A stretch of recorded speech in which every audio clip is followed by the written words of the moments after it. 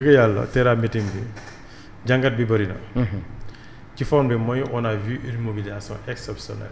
inédite une première dans les annales politiques. bu musul am fii ci réew mi. non musul am honnêtement musul am ça c'est la première des choses malheureusement amuñu la plupart du temps événement yi bu amee. pour mën a ay outils pour mën a pour xayma ñaata nit a fa nekk ñaata nit ñoo fa nekk. loolu c'est vraiment war nañ ci def jéego.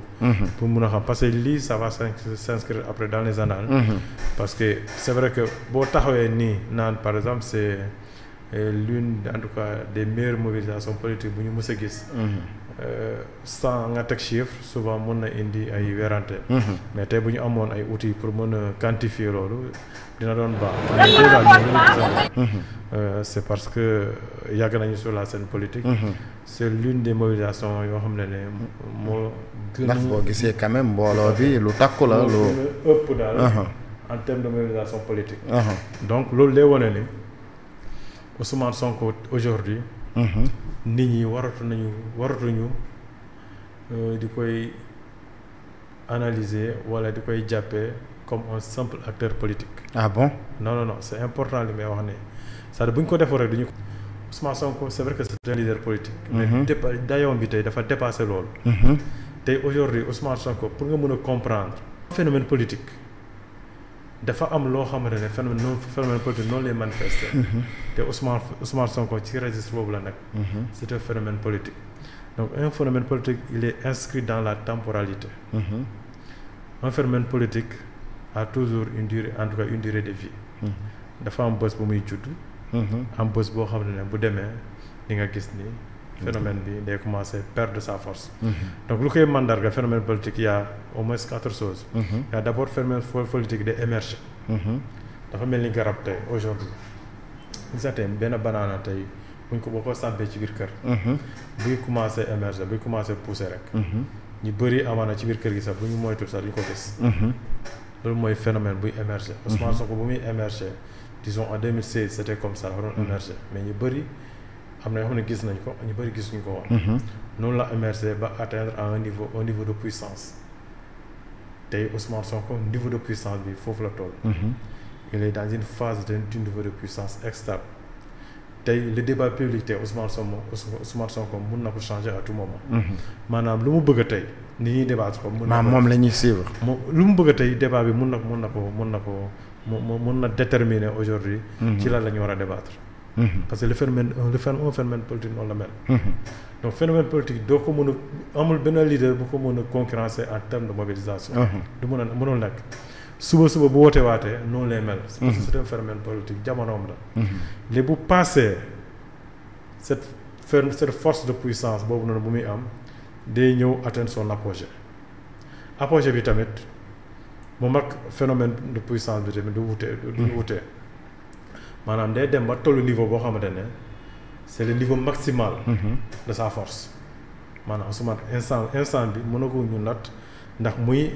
mu ngi wàcc ak phase d'apogée wala nekkagul atteindre ko sa phase d'apogée. mais loolu il faut que ñuy dem ba génne élection bi di ñëw. si ñu mën a xam ndax Ousmane Sonko a atteint sa phase d'apogée. phase d'apogée bi tamit phénomène bu mel ni Ousmane Sonko bu fa tolloo. amul benn leader politique boo xam ne mën na ci moom daal. mën na ci daal parce que tey da nga doon dégg ñu bëri dañu naan la. Ousmane Sonko askan wi ñenn ñi commencé nañ ko bàyyi. mais boo gisee mobilisation bi quand même di nga ne ñooñu lu ñu doon wax dafa mel ne dañ doon wax lu leen neex rek. je vais t'expliquer une chose. ci raisonnement boobu laa nekk. gis nga un phénomène politique. nit moo koy daaneel en fait.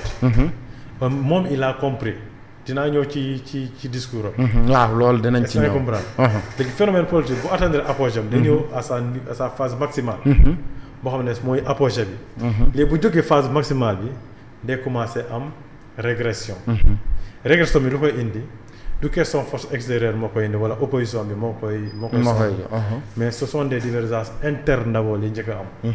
au sein de Pastef yooyu lay njëkk a am d'abord ay division externe ay division interne soit di nga gis benn leader boo xam ne dina émerger. jàpp ni moom tamit mën a nekk candidat c'est incomparable. mais su dee loolu quand même mën nañ jàpp ne commencé na. non commencé gul en fait. commencé gul kon lu ñuy gis du loolu. du loolu. kon dinañ si ñëw loolu. waaw loolu commencé gul. gis nga loolu bu demee ba atteindre loolu. si ngay commencé gis Ousmane Sonko di commencé perdre de sa force. mais guddi yi ñu toll amul benn leader boo xam ne mun na talonner Ousmane Sonko en termes de leadership. en termes de force de mobilisation et en termes de capacité. de galvaniser les foules amul benn leader boo xam ne mën na ko tenir à ce niveau là. parce que c'est un phénomène politique. boo xam ne buy ñëw nag noonu lay demee dina am durée de vie am te durée de vie am bu demee ba jeex tamit c'est comme ça je pense qu'il est conscient de cela. keroog bu mu taxawee ci meeting bi wax na ni amul opposition fii. amuñu opposition. dinaa ñëw ci loolu mais d'abord. ci forme bi. da ngay gis nit ñi fu ne la ñu jóge ñëw dugg ci Ndakaaru.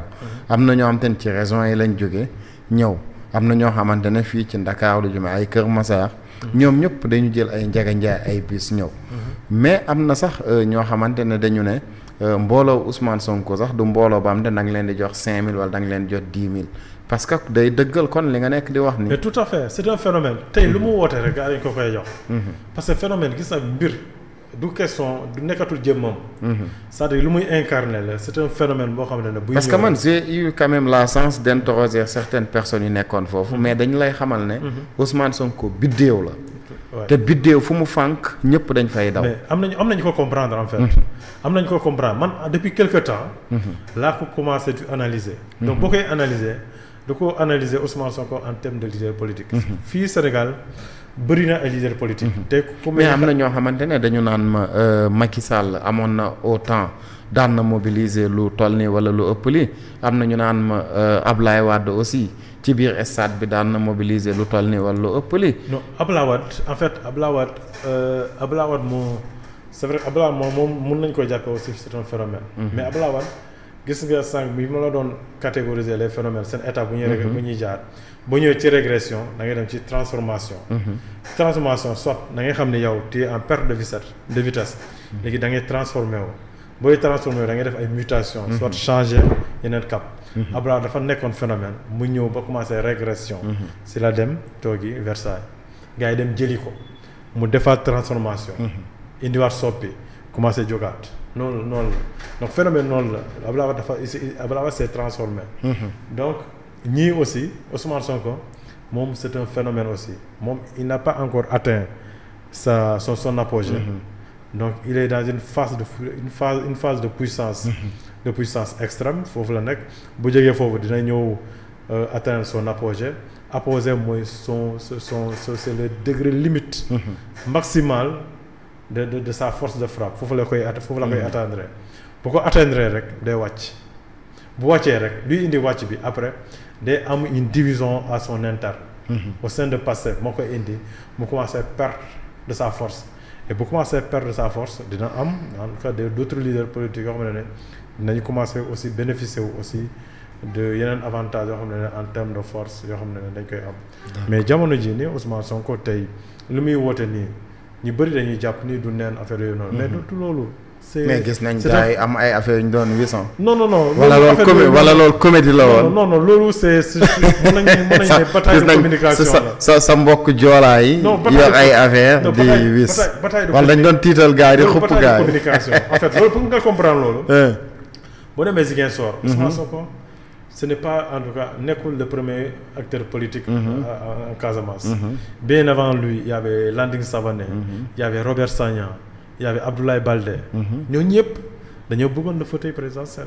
mais mosuñu ko am lan moo waral aujourd'hui Ousmane Sonko ñëw rek mu am aura boobu noonu. mais amagul fauteuil bi quand même fauteuil bi amagu ko quand même. waaw bon il a presque tout mais fauteuil bi quand même amagu ko. Sonko mooy Diomaye mooy Sonko. donc mun nañu ne aujourd'hui c'est Ousmane Sonko. waaw mais du moment où mu ne réew mi daa am problème autorité aussi ça pose problème entre Sonko mooy Diomaye mooy Sonko. waaw réew mi mais démb c'est vrai que loolu bu muy wax noonu réew mi dafa am problème autorité mooy bu muy dajale aujourd'hui bu muy dajale le conseil national de son parti. fallait ca King Fahd Palace. mais barki démb bu muy dajale ses militants dafa ne réew mi le Sénégal n'a pas un problème n'a pas un problème politique il a un problème économique. ñu dugg ci fond bi. parce que bon ce qui nous intéresse aussi c'est vrai que la mobilisation est importante. mais aussi le discours. mais est-ce que tey Ousmane Sonko. avant ñuy dugg ci biiru discours bi. mais yow est-ce que da nga jàpp ne Ousmane Sonko boo defee benn corrélation est-ce qu'il mesure moom la responsabilité du discours ak nit ñu ànd ak moom est-ce que moom mu ngi mesurer corrélation boobu noonu. mais bien sûr da koy mesurer en fait xam na loolu moom personnellement xam na loolu mais dafa am ñoo xam ne peut-être moom jàpp na ni ñooñu xamagul en tout cas xamaguñu en fait moom mooy kan. ñooñu la bëgg a woon moom mooy kan au-delà du message boo xam ne da koy lancer aux acteurs politiques nationaux mais c'est un message boo xam ne c'est pour les bailleurs de fonds.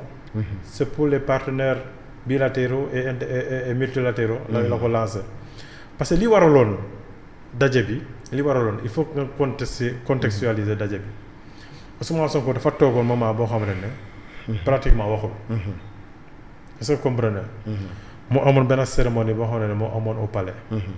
mooy notamment bu ñu doon joxe le livre blanc sur le massacre de Thiaroye. donc ñu bëri gis image am. man bi ma gisee image bi laa jàpp ne il y a quelque chose. parce que Ousmane Sonko mine bi. mosu ko wane. man y a quelque chose derrière.